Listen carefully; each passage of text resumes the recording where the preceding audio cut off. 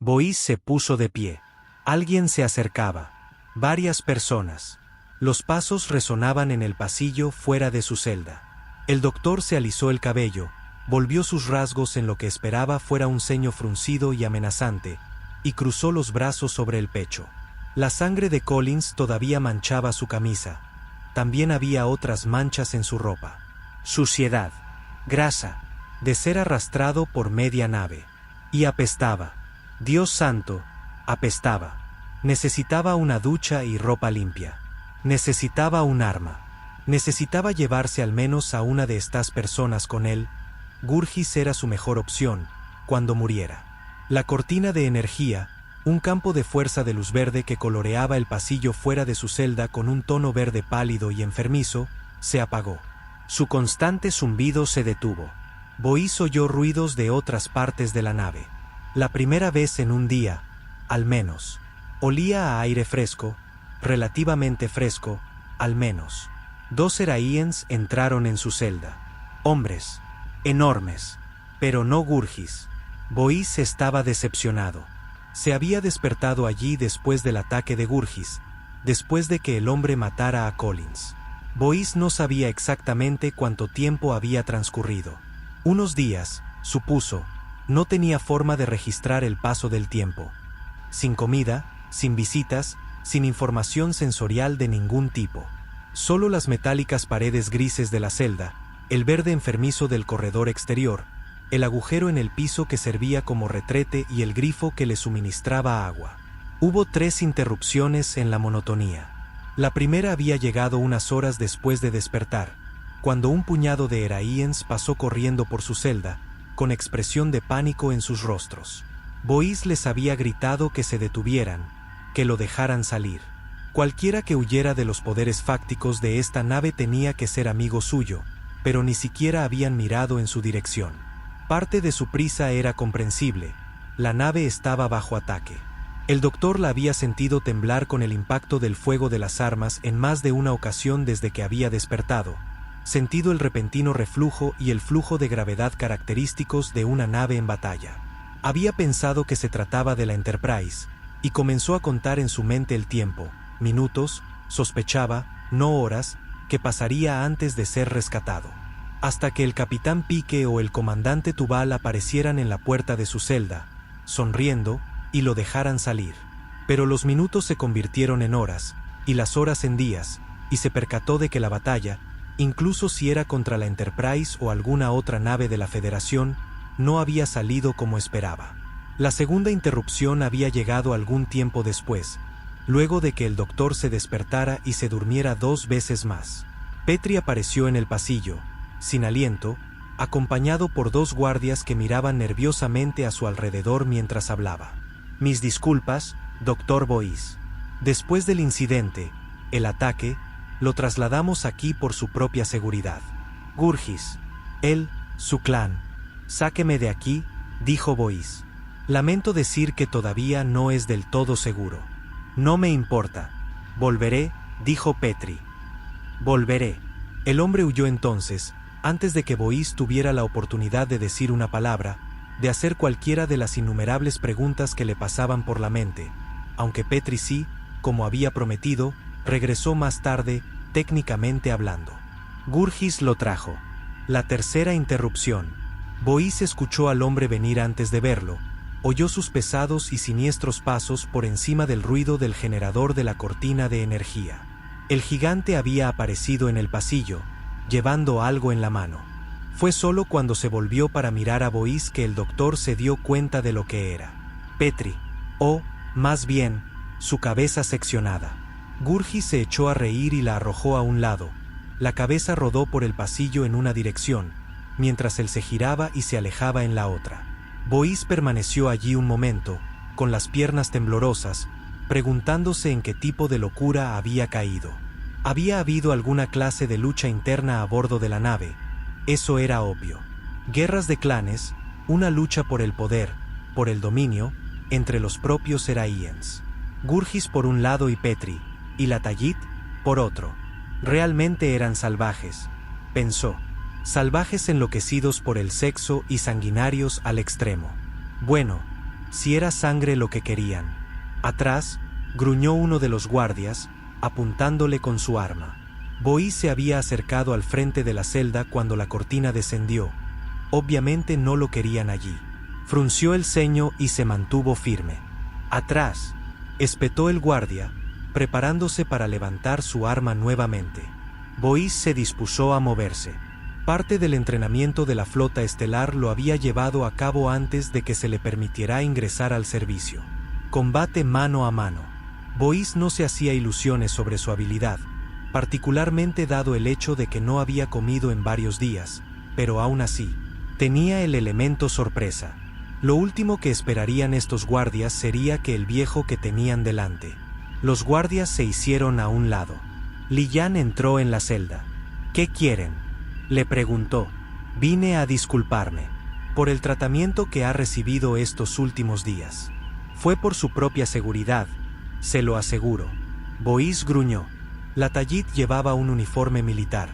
Casi esperaba ver la insignia Klingon en él. Ambos, el Imperio y la Confederación, habían hecho una causa común. Atacar a la base estelar 18 era una prueba. Se preguntó si la Enterprise lo habría descubierto. El orden ha sido restaurado. Maravilloso. ¿Dónde está el Capitán Pike? ¿Y el resto del grupo de desembarco? Debe estar hambriento. Los guardias le llevarán a cuartos más cómodos. Y luego, ¿dónde?, la interrumpió él, extendiendo la palabra para que fueran 2 sílabas, está el Capitán Pike. Los ojos de Li Yan brillaron. Claramente, no estaba acostumbrada a ser interrumpida. Su capitán está muerto. ¿Qué? No es algo que pretendía, créame. Un accidente, más que cualquier otra cosa. Tenía la esperanza de poder obtener la cooperación de ambos en el asunto en cuestión. Boyce, casi sin darse cuenta de hacerlo, se recostó en el catre. El Capitán Pike muerto. Sintió como si le hubieran dado un puñetazo en el estómago. Doctor Boyce. Levantó la vista. Li Yan estaba de pie sobre él. Me disculpo. Simpatizo, empatizo, con su pérdida. Pero el tiempo apremia. Y tenemos mucho que discutir. No, no es así. Se equivoca. ¿De verdad? Él sacudió la cabeza. No lo creo. Li Yan hizo un gesto a uno de los guardias detrás de ella. Salió de la habitación, regresando casi de inmediato con otro guardia, mucho más pequeño, a quien empujó de repente hacia adelante.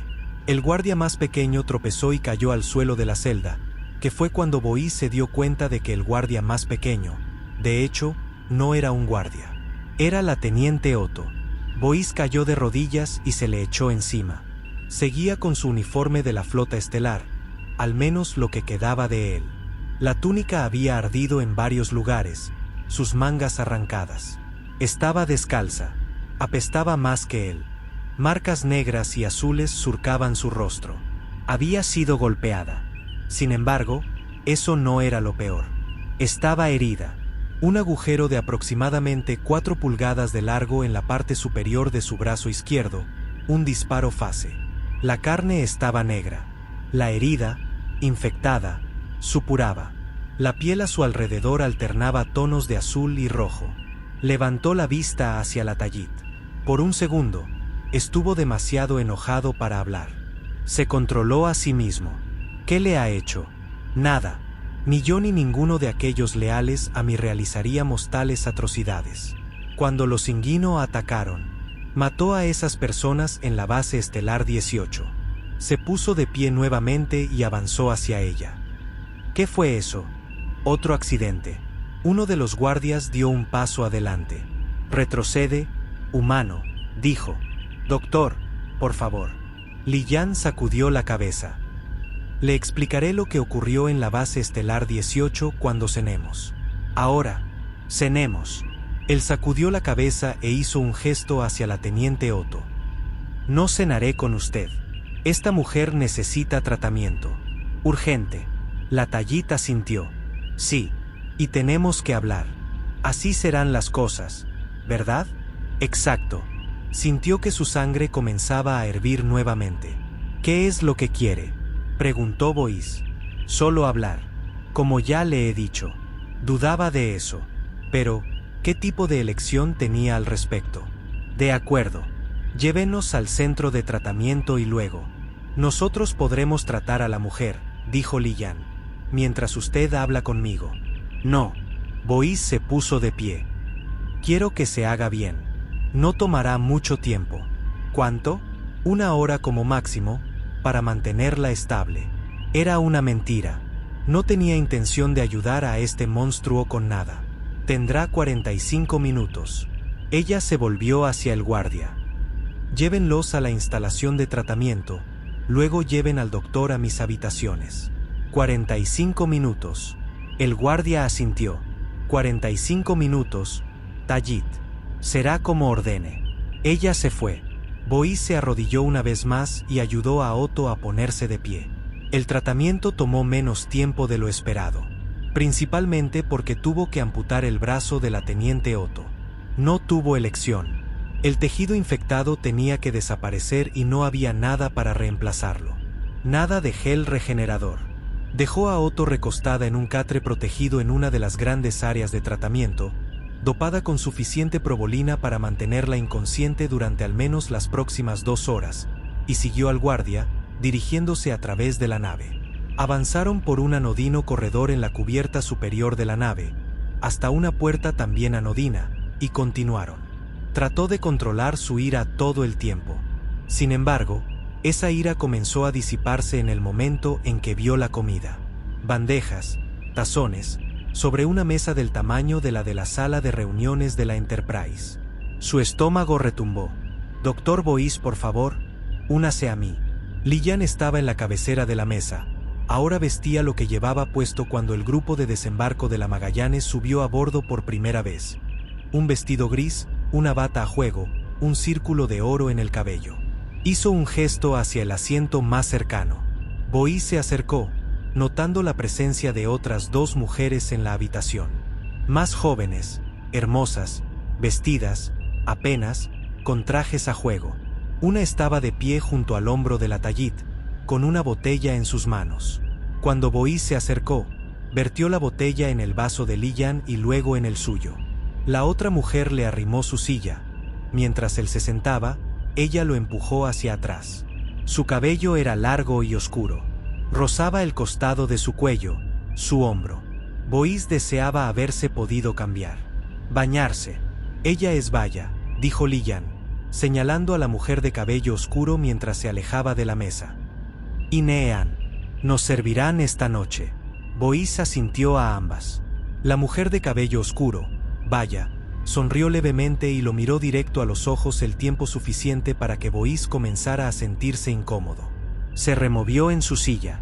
Creo que reconocerá algunos de estos platos, dijo Li-Yan. Ese de allí, por ejemplo. Bois entrecerró los ojos sobre la mesa. ¿Eso es tadés? Lo es. No fresco, me temo, no es una comida que resista los viajes. Pero, no sabía que viajara en absoluto. Baya recogió el cuenco y se lo llevó. El olor le trajo recuerdos. En sus primeros años en Argelius, prácticamente había vivido de estas cosas. Sin embargo, no podría ser real, un cuenco tan grande. Lo real era un manjar. Por favor. Li-Yan hizo un gesto. Adelante. Bois luchó con su conciencia durante unos 2 segundos. Luego asintió. Baya llenó su plato y Bois lo comió. Estaba delicioso, mejor de lo que recordaba. ¿Más, doctor?, preguntó Baya. Por favor. No he comido tadés en no sé cuántos años. 17, según mi cuenta, dijo Li-Yan. ¿Qué? Argelius. Esa fue la última vez que estuvo allí. ¿No es así? Bois hizo los cálculos en su cabeza. Así es. Pero, ¿cómo sabe sobre Argelius? El trabajo que hizo allí fue bastante notable, doctor. Trayendo un continente entero de vuelta a la vida. Eso es una exageración. ¿Lo es? Sorbió su bebida. Cuando llegó, el área era un páramo radiactivo. 7 años después, había media docena de asentamientos poblados. Se necesitaron cientos de personas para lograrlo. Pero usted sentó las bases. Decodificó los genomas. Arregló aquello que se había roto. El ADN de docenas de criaturas vivientes. Plantas, animales, lo que hizo allí limita con lo milagroso. Es ciencia, dijo Boyce. No tiene nada de milagroso. Algo que podría repetir, entonces, según entiendo. ¿Sin demasiada dificultad? ¿Qué significa eso? Ella sonrió. Coma primero, doctor. Luego podremos hablar. Vaya, le indicó a la muchacha que le había traído el Taddees. Se encargará de sus necesidades. La joven dio un paso adelante nuevamente e inclinó la cabeza. Boyce notó que no llevaba una gran cantidad de ropa. Soy por completo suya, doctor, dijo, y lo miró a los ojos. De repente, Boyce fue consciente de su presencia y de su propia reacción. Feromonas. Apartó su plato. Vamos al grano, dijo, volviéndose hacia Liyan. ¿Qué es lo que quiere de mí? La sonrisa permaneció en los labios de Liyan, pero todo rastro de diversión desapareció de sus ojos. Solo negocios ahora, doctor, ¿cierto? Así es. Muy bien. Déjenos, le dijo a las dos mujeres, que se inclinaron rápidamente e hicieron exactamente eso. También tú. Hablaba con el guardia en la puerta. Majestad, comenzó vacilante. Yo, fuera, dijo Liyan, poniéndose de pie. Ahora, Boyce deslizó el cuchillo de la mesa sobre su regazo. El hombre se inclinó y salió, dejándolos a ambos a solas. El mismo y la mujer que había matado a Jaya. Y a Pique. Y a cerca de otras 100 personas inocentes, más o menos. ¿Por qué atacó a la base estelar 18? Preguntó Boyce. ¿Fue por el Lekars? En cierta forma. Ella volvió a sentarse. Boyce también lo hizo. ¿Qué significa eso? Por el Lekars y por mi pueblo. Su pueblo. Parece que algunos en su pueblo no están en la misma página que usted. Los Singino. Prácticamente escupió la palabra. Están atrapados en el pasado. Los viejos patrones de pensamiento. Clan contra clan. Mientras que yo busco algo más para nuestro pueblo. Para todo nuestro pueblo. Y eso los asusta. No comprendo. Los Singino, y muchos de los otros clanes, están asustados. Aterrados. Siguen preocupados porque mis intentos de restaurar la gloria de nuestro imperio terminarán en desastre. Boyce recordó la información de Otto en la lanzadera. Parecía haber transcurrido toda una vida. Está hablando del Segundo Imperio, dijo. Ella sonrió. Exactamente. Bajo Cargon. La frontera era nuestra. Y lo será una vez más. Boyce entendía ahora. ¿Qué es donde entra en juego la alianza con los Klingon? ¿Alianza? ¿Con los Klingon? Parecía divertida. ¿Qué le hizo concebir una idea tan ridícula? El ataque a la base estelar 18, para empezar. El ataque. Por supuesto. Las imágenes del sensor. Las aves de guerra Klingon. Así es. Fueron fabricadas. No entiendo. Lo hará. El Imperio y los Seraïens. No somos aliados, doctor. Todo lo contrario. De hecho, Boyce no estaba seguro de si creerle o no. Imágenes de sensores fabricadas. Nunca había oído hablar de tal cosa. Liyan levantó su copa, que solo tenía un dedo de líquido rojo brillante en su interior. ¿Sabe lo que estoy bebiendo? No. Vino ardiente. Nunca oí de él. Es una bebida Klingon. Se ha vuelto bastante popular entre mi tripulación, entre muchos de los Kahu. En los próximos años, espero que se convierta en uno de los productos básicos más comercializados en este sector. Depositó la copa sobre la mesa. Los Klingon ahora lo están subvalorando deliberadamente, vendiéndolo con pérdidas para asegurar su propagación. El comercio con ellos no es más que otro método de guerra. Su historia está llena de ejemplos, doctor. Expansión económica, engrandecimiento territorial, planean hacerse cargo de esta parte del espacio también, sin duda. Toda la frontera será suya, a menos que juntos los detengamos. ¿Juntos? La Federación y los Seraïens, trabajando en conjunto. Boyce casi se echó a reír. No habría un nosotros. No después de la base estelar 18. Olvidó algo, dijo. ¿Qué? Su pequeña biografía sobre mí. Olvidó algo. A alguien. ¿Qué quiere decir? Haya, dijo Boyce. Mi hija. Era la primera vez que pronunciaba su nombre en voz alta desde que se enteró del ataque. De alguna manera, logró evitar que su voz se quebrara. Su hija. Sí. No la mencionaban en ninguna de las bases de datos. O en su registro de personal. Era de Argelius, dijo Boyce. La adopté allí. Entiendo. ¿Y cómo es que esto es relevante? Era una doctora, dijo, y ahora su voz se quebró, y una imagen cruzó por su mente, la que tenía en sus habitaciones, la imagen de ambos en su ceremonia de graduación. De tal padre, tal hija, había dicho Mark Piper. Solo que ahora, la doctor Haya Wandruska, dijo Li-Yan.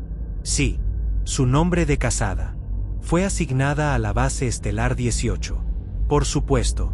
Li-Yan asintió. Esa es la razón por la cual su trabajo en Argelius se mencionaba continuamente en sus archivos. Tiene sentido ahora.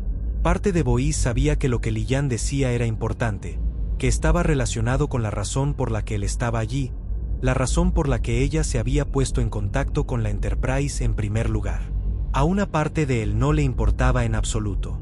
Usted la mató, dijo. Desafortunadamente, lo hice. La Tallid frunció el ceño. Esto complica las cosas. No lo crea. Para mí, la simplifica muchísimo. Boyce sacó el cuchillo de su regazo. Los ojos de Li-Yan se abrieron. Se lanzó sobre ella.